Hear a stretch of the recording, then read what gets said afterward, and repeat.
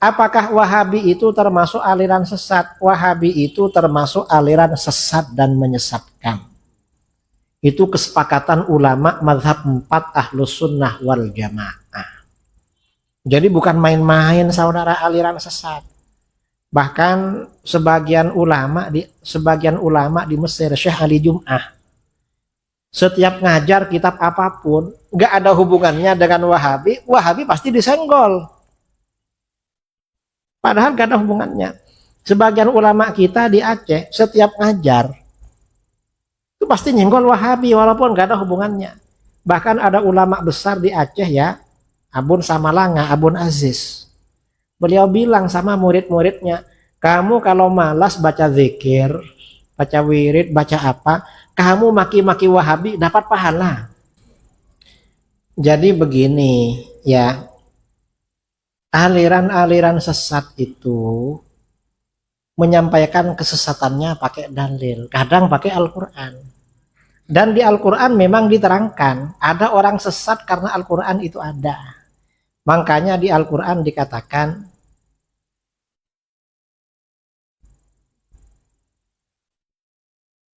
yahdi bihi mayyasha wa yudhillu bihi mayyasha. Allah berikan petunjuk dengan Al-Quran. Masal di dalam Al-Quran, orang yang Allah kehendaki, yahdi bihi katsira wa yudhillu bihi katsira. Kan begitu. Dengan Al-Quran Allah berikan petunjuk banyak orang, dengan Al-Quran Allah sesatkan banyak orang. Mengapa? Ajaran sesat itu kadang dalilnya pakai Al-Quran. Kok bisa? Itu namanya gagal faham. Al-Quran itu disampaikan tidak sesuai dengan konteksnya. Ini contoh Wahabi yang membid'ahkan tahlil. Nanti dia bilang apa? Istrinya Rasulullah meninggal, ada enggak Rasulullah baca tahlil? Pasti begitu. Siti Khadijah itu kan meninggal ketika di Mekah. Gimana mau tahlil? Wong waktu itu sahabat masih gak ramai. Tapi di Madinah Rasulullah baca zikir memang. Wahabi gak tahu. Nah, karena Rasulullah gak baca tahlil maka bid'ah. Ini seakan-akan benar, makanya berhati-hati dengan itu. Apapun yang mereka sampaikan dalil dari Al-Quran itu memang disalahgunakan. Sampai orang kebatinan ini kelompok yang mengajak tidak sholat. Itu pakai Al-Quran. Alasannya apa? Katanya di dalam Al-Quran, aqimis sholata lidzikri. Dirikanlah sholat untuk mengingatku. Berarti kalau sudah ingat pada Allah, gak perlu sholat. Ini yang salah, yang berartinya itu. Ada orang kebatinan ya, kalau ada azan Allah, itu sudah sholat katanya. Mengapa? Karena sholat untuk ingat, ini sudah ingat. Nah itu gak betul. Artinya memang aliran-aliran sesat itu kadang pakai Al-Quran. Makanya hati-hati. Nah, apakah Wahabi itu termasuk aliran sesat? Wahabi itu termasuk aliran sesat dan menyesatkan. Itu kesepakatan ulama mazhab 4 Ahlus Sunnah wal Jamaah. Jadi bukan main-main saudara aliran sesat. Bahkan sebagian ulama di Mesir, Syekh Ali Jum'ah, setiap ngajar kitab apapun, nggak ada hubungannya dengan Wahabi, Wahabi pasti disenggol. Padahal nggak ada hubungannya. Sebagian ulama kita di Aceh, setiap ngajar, itu pasti nyenggol Wahabi, walaupun nggak ada hubungannya. Bahkan ada ulama besar di Aceh ya, Abun Samalanga, Abun Aziz. Beliau bilang sama murid-muridnya, kamu kalau malas baca zikir, baca wirid, baca apa, kamu maki-maki Wahabi dapat pahala. Mengapa? Agar orang berhati-hati. Jangan dibuat enteng lah. Karena ajaran Wahabi ini mengkafirkan orang. Mengkafirkan orang itu dosa besar. Dan yang dikafirkan orang-orang soleh, para ulama yang dimaki-maki. Itu dosa besar itu. Lebih besar daripada berzina dan mencuri. Karena itu dosa dalam akidah. Makanya hati-hati dengan Wahabi. Berat ini. Saya kira tema di masjid ini sudah bagus itu. Yang pertama, organisasi Muhammadiyah apakah termasuk Wahabi? Muhammadiyah ini pendirinya almarhum Kiai Haji Ahmad Dahlan. Kiai Ahmad Dahlan ini sepergurungan dengan pendiri NU Kiai Haji Hashim Asy'ari. Sama-sama aswaja, sama-sama ahlus sunnah wal jamaah. Bahkan di buku Muhammadiyah fikih jilid 3, fikih jilid 3 yang terbit di Jogja, di pusat Muhammadiyah itu dulu di Jogja. Itu tata cara ibadahnya sama dengan yang lain, mazhab Syafi'i. Sholawatnya pakai sayyidina, sholat subuhnya baca kunut, baca basmalah, jahar ada zikirnya. Bahkan Muhammadiyah yang awal-awal dulu, kalau merayakan Maulid Nabi dan Isra Mi'raj itu lebih meriah daripada NU. Itu Muhammadiyah, itu ada di majalah Muhammadiyah yang lama-lama. Belakangan ya, setelah kiai-kiai Muhammadiyah banyak wafat, dulu yang menjadi kiai Muhammadiyah itu kiai NU juga. Karena Kiai Hasyim Asy'ari, karena Muhammadiyah ini memang mayoritas orang kota, dan orang kota mayoritas sekolah. Banyak kiai-kiai di Jawa itu oleh kiai suruh masuk ke Muhammadiyah, masuk Muhammadiyah agar ada kiainya. Jadi dulu Muhammadiyah itu aman. Belakangan setelah kiai-kiai ini banyak wafat, jadi Muhammadiyah yang melanjutkan organisasi Muhammadiyah hanya kader secara organisatoris, bukan kader ideologis. Akhirnya apa? Wahabi mulai masuk ke sana. Lalu didirikan yang namanya Majelis Tarjih. Majelis Tarjih ini pintu masuknya Wahabi. Makanya di Muhammadiyah hasil keputusan tarjih itu ada Wahabinya, aswajanya ada, Wahabinya ada. Dan tauhidnya juga gabungan. Di putusan tarjih Muhammadiyah itu tauhid Ahlus Sunnah digabung dengan tauhid Wahabi. Separuhnya aswaja, separuhnya Wahabi. Belakangan ini banyak juga kader-kader pesantren, orang-orang aswaja ya masuk ke Muhammadiyah. Akhirnya sebagian daerah aswaja lagi Muhammadiyah. Ada kawan saya, adik kelas saya ketika di pondok ya, itu kuliah di Unmu. Karena di pondok sampai mengajar, sampai alim beliau. Akhirnya ketika kuliah, kalau dosennya itu nyenggol-nyenggol ilmu fikih, sering dikomentari. Ustadz, nggak begitulah di fikih itu. Akhirnya apa? Beliau langsung jadi asisten dosen. Sekarang jadi dosen dan menjadi pengurus tarjih Muhammadiyah. Akhirnya apa? Beliau ini mengisi masjid-masjid Muhammadiyah di kota itu.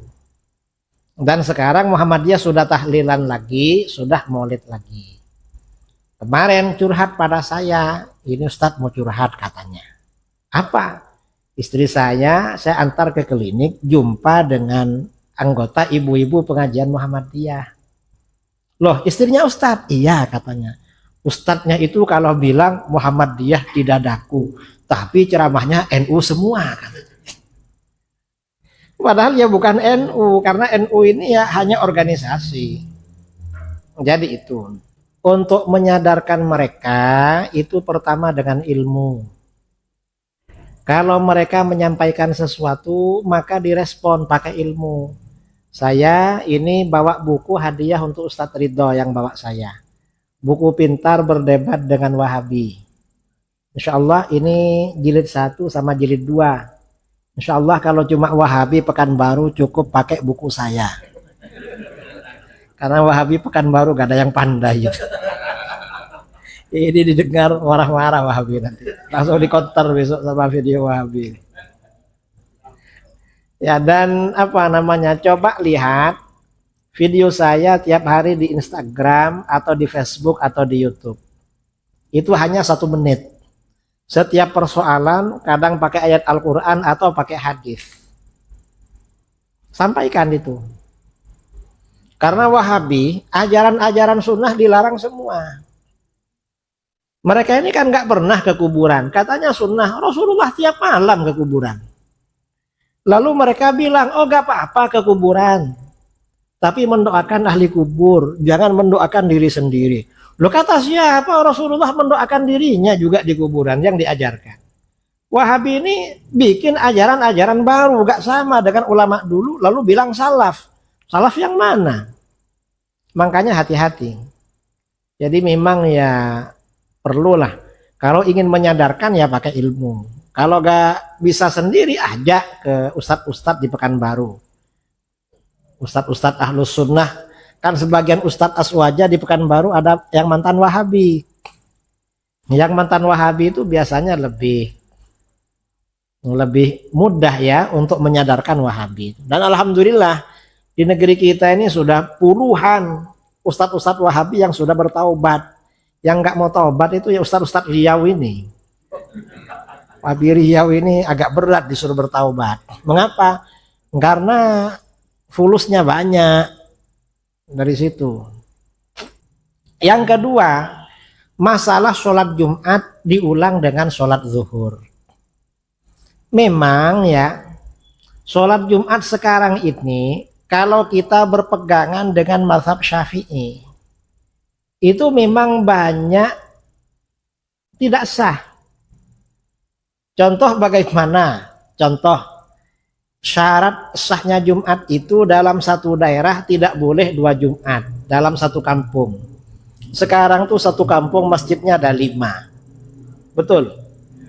Terutama setelah muncul perumahan-perumahan. Kadang nggak sampai 200 meter ada masjid lagi sekarang. Sedangkan di dalam kitab-kitab fikih, dalam satu daerah nggak boleh ada masjid. Anggaplah satu kampung, harus agak jauh.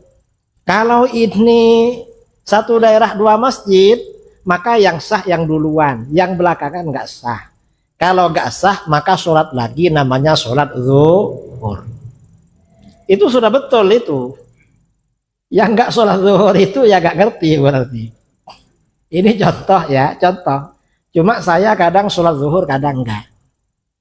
Karena apa namanya? Dan di masjid-masjid sekarang ini, karena yang menjadi khotib, yang menjadi imam itu kadang nggak terseleksi. Saya pernah sholat Jumat di Pekanbaru di masjid. Ternyata khotibnya itu pada waktu khutbah mengartikan ayat salah-salah. Kalau disengaja kan haram. Kalau nggak sengaja paling nggak kan makruh khutbahnya. Lalu ketika dia menjadi imam, baca surat Fatihah itu yang panjang dibaca pendek. Iyyaka na'budu wa iyyaka nasta'in. Wah, pendek ini. Akhirnya saya sholat zuhur habis itu. Habis itu ustadznya, saya selesai sholat zuhur kok masih ada Pak Ustadz. Apa? Dia gak kenal saya kebetulan. Ustadz tadi baca iya ke pendek ya? Kayaknya iya katanya. Ustadz jangan diulang lah, satu masjid gak sah sholatnya. Sambian yang nanggung. Saya ingatkan langsung. Cuma kemarin saya Jumatan lagi di situ, dia lagi yang khutbah. Cuma imamnya imam masjidnya. Nah, imam masjidnya baca Fatihahnya betul, baca suratnya yang panjang dipendekkan lagi. Ini makruh lagi nih. Yang gini-gini ini memang perlu sholat zuhur kadang-kadang. Cuma orang kalau nggak tahu kan nggak peduli kan. Kemudian lagi di ini ya, yang perlu sholat zuhur lagi khutbah. Khutbah itu kan di dalam kitab-kitab fikih mestinya kan berbahasa Arab. Karena Rasulullah khutbahnya bahasa Arab. Khulafaur Rasyidin Abu Bakar, Umar, Utsman, Ali khutbahnya bahasa Arab. Berarti kalau khutbah bahasa Indonesia hukumnya bid'ah. Kan begitu. Sekarang mana ada khutbah yang nggak bahasa Indonesia?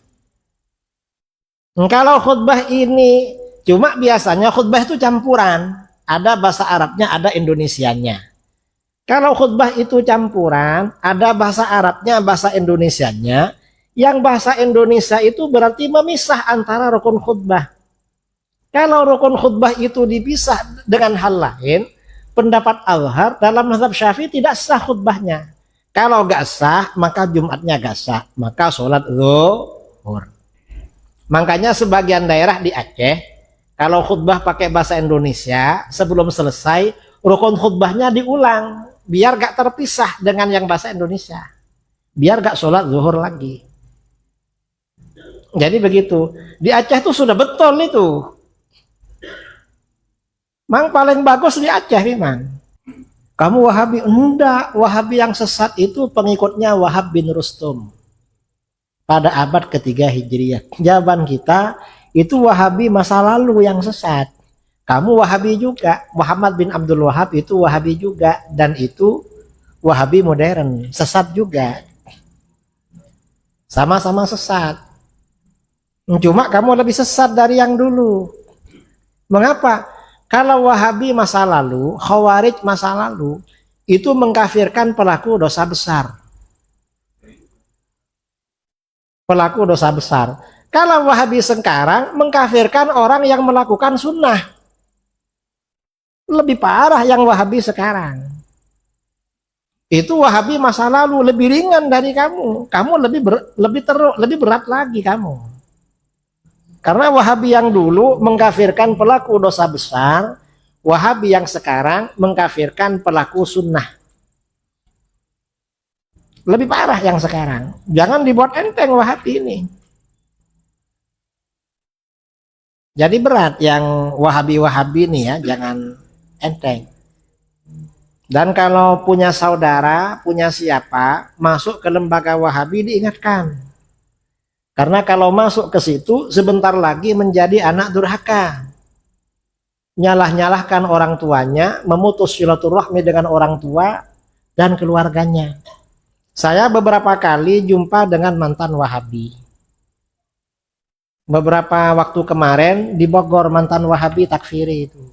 Saya tanya, kamu dulu gimana? Iya Kiai, saya putus hubungan dengan orang tua dan saudara. Kenapa putus? Karena mereka saya anggap kafir. Gimana mau berinteraksi dengan orang kafir? Jadi orang tuanya dikafirkan kalau anak ikut Wahabi. Hati-hati ya. Kalau bermakmum kepada Wahabi hukumnya makruh. Lalu lebih baik sholat sendiri apa bermakmum? Sebagian ulama mengatakan lebih afdol sholat sendiri. Gak usah bermakmum. Karena kalau bermakmum sama Wahabi biasanya hati ini jengkel. Padahal kita ini kan harus khusyuk sama Tuhan, malah kayak marah begitu. Saya pernah pulang dari Jawa Tengah, naik bus dulu, sampai di terminal di Surabaya, sholat subuh, imamnya kok gak baca Bismillahirrahmanirrahim, langsung, aduh ini kayaknya Wahabi nih, kok langsung Alhamdulillah. Ternyata rakaat kedua gak baca kunut, wah ini Wahabi betul. Akhirnya sampai selesai jengkel terus. Apa? Kalau imam di Masjidil Haram dan Masjid Nabawi itu semua mazhab ada. Yang Wahabi kan Sudes itu. Yang lain itu sebagian Syafi'i mazhab lain. Kalau nggak tahu anggap saja ini mungkin yang Syafi'i ini. Anggap saja begitu biar gak makruh. Ya gak apa-apa, cuma kan bacanya sir kan. Kalau imam itu baca bismillah, bacanya sir. Bismillahirrahmanirrahim. Alhamdulillahirabbil alamin, itu sah.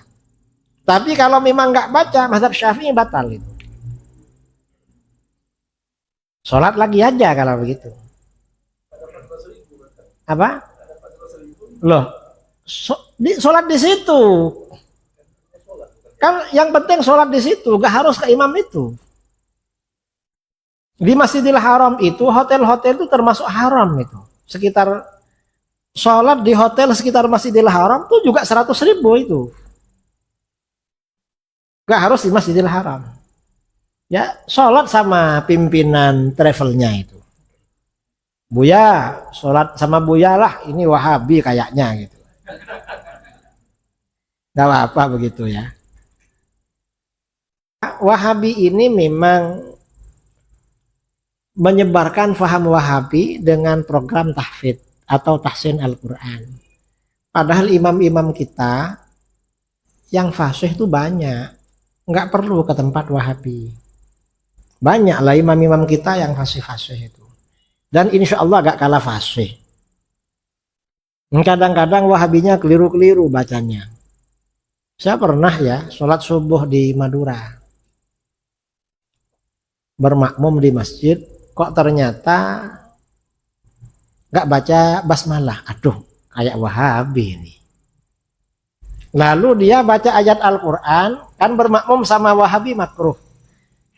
Ketika membaca ayat, banyak yang panjang dipendek-pendekkan. Aduh, ini makruhnya double. Makruh karena Wahabi dan makruh karena baca suratnya keliru-keliru. Dan nggak baca kunut. Selesai sholat, saya baca zikir sebentar lalu segera keluar. Ternyata imamnya ngejar-ngejar saya. Ustadz, katanya. Apa? Kapan Ustadz datang? Tadi malam. Kamu yang jadi imam tadi? Iya, katanya. Kamu baca surat, baca Al-Quran yang panjang-panjang dipendek-pendekkan. Makruh kamu jadi imam. Saya masih belajar Ustadz. Kalau belajar jangan jadi imam. Kamu ini memakruhkan sholatnya orang satu masjid. Wahabi.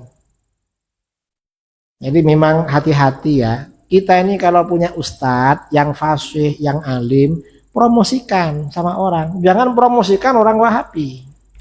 Ajak orang-orang kita belajar pada beliau. Jadi itu. Jangan sampai mempromosikan punya Wahabi. Akhirnya mereka yang tambah ramai. Nge-share ya kajian atau tulisan orang-orang di luar Ahlus Sunnah wal Jamaah. Kalau isinya itu benar semua, itu gak apa-apa. Tapi kalau isinya campuran, ada yang benar, ada yang salah. Ibaratnya begini, sampeyan ngasih makanan daging ada racunnya, boleh enggak? Di daging itu ada racunnya, kan nggak boleh, itu nggak boleh juga. Kalau memang murni benar, gak apa-apa, di-share. Tapi diingatkan, ini Wahabi, yang ini kebetulan benar, gak apa-apa gitu. Kalau yang lain hati-hati. Jadi begitu. Ya pokoknya hati-hati walaupun nge-share itu. Makanya kata ulama salaf ya, Imam Ibnu Sirin berkata, inna hadzal ilma dinun. Ilmu agama ini agama. Jadi ilmu agama itu agama juga. Fanzuru amman ta'khuduna dinakum. Maka lihat dari siapa kalian mengambil ilmu agama. Artinya jangan sembarangan. Khawatir dikurang-kurangi atau ditambah-tambah. Gak sesuai dengan ajaran yang benar. Jadi hati-hati ya bagi yang suka nge-share. Sebenarnya kita ini nge-share video-video punya Ahlus Sunnah itu nggak kekurangan, banyak ustadz-ustadz kita itu yang Ahlus Sunnah. Dan mungkin lebih banyak ustadz Ahlus Sunnah sebenarnya daripada ustadz Wahabi.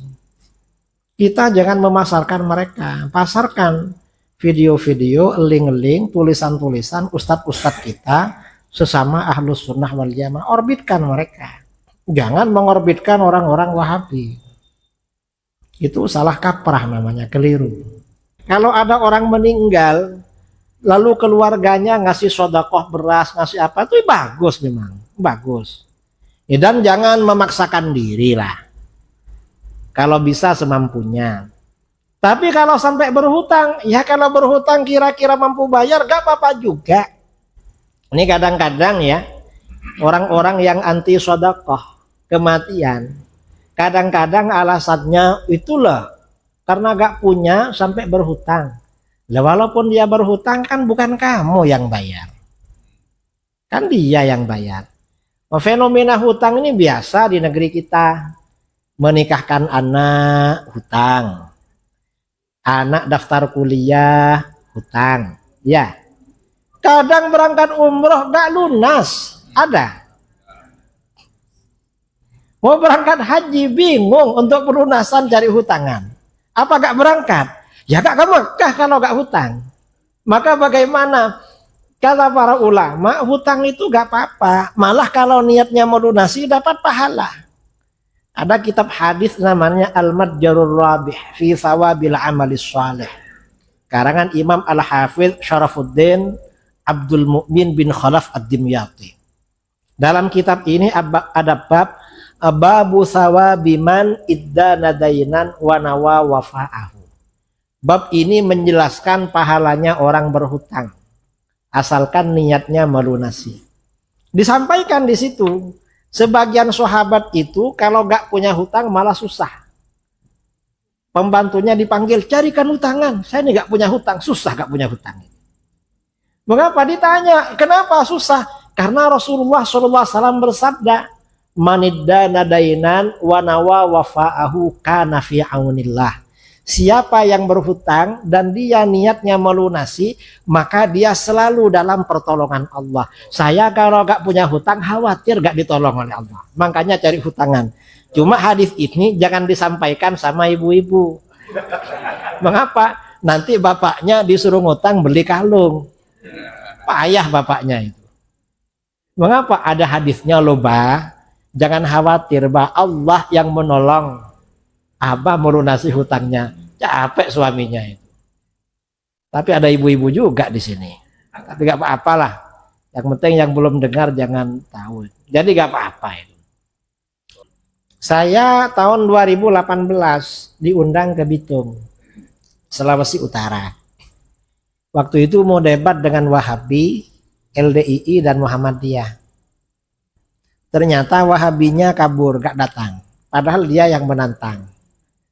Begitu duduk di ruangan, ada orang pakai jas, celana rapi, saya tanya. Habis salaman, saya tanya, siapa? Saya Pak Kiai, pimpinan LDII Sulawesi Utara. Langsung saya tanya, iya. Katanya kalau ada orang singgah ke masjidnya langsung dipel. Enggak Kiai, enggak ngaku. Kalau enggak percaya, ya Kiai ke masjid saya, enggak saya pel kata. Habis itu jasnya saya elus-elus. Katanya kalau bajunya dielus-elus dicuci. Enggak Kiai katanya. Langsung saya tanya waktu itu. Karena di buku-buku ada memang. Dan pada waktu dialog, yang LDII ini bilang, Kiai kami ini ikut fatwa Pak Kiai. Apa yang disampaikan Kiai sami'na wa ata'na. Enggak perlu debat dengan kami katanya. Yang Muhammadiyah gitu juga waktu itu. Di Sulawesi Utara. LDII ini aliran sesat yang didirikan oleh rezim Pak Harto dulu. Pak Harto ini karena lawan politiknya NU, Aswaja, maka untuk melemahkan NU mendirikan LDII. Yang cerita ke saya Mabes Polri.